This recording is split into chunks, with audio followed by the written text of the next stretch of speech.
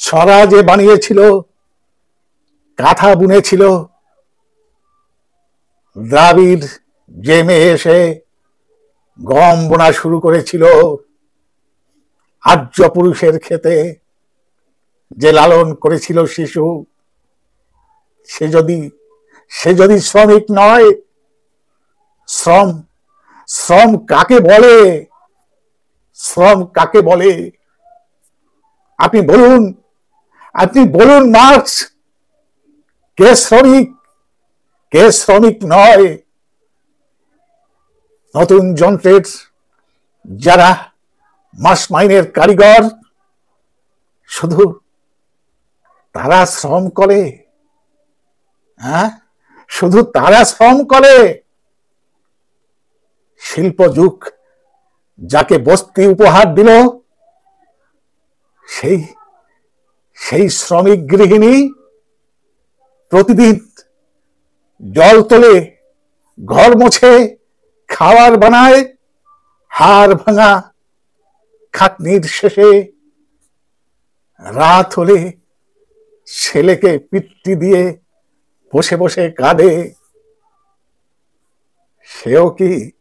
সেও কি শ্রমিক নয়? সেও কি শ্রমিক নয়? আপনি বলুন মার্কস, শ্রম কাকে বলে? শ্রম কাকে বলে? গৃহশ্রমে মজুরি হয় না বলে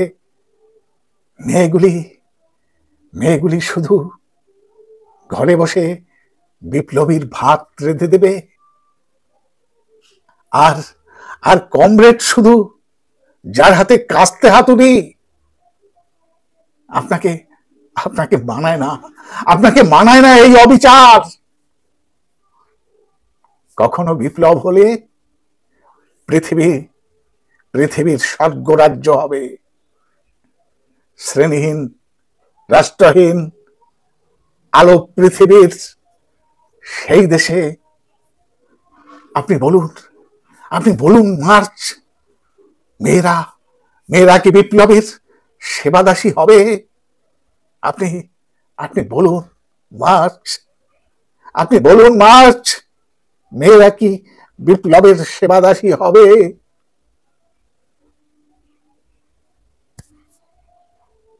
নমস্কার। কবিতাটি লিখেছেন কবি মল্লিকা সেনগুপ্ত। কবিতা আপনি বলুন মার্কস।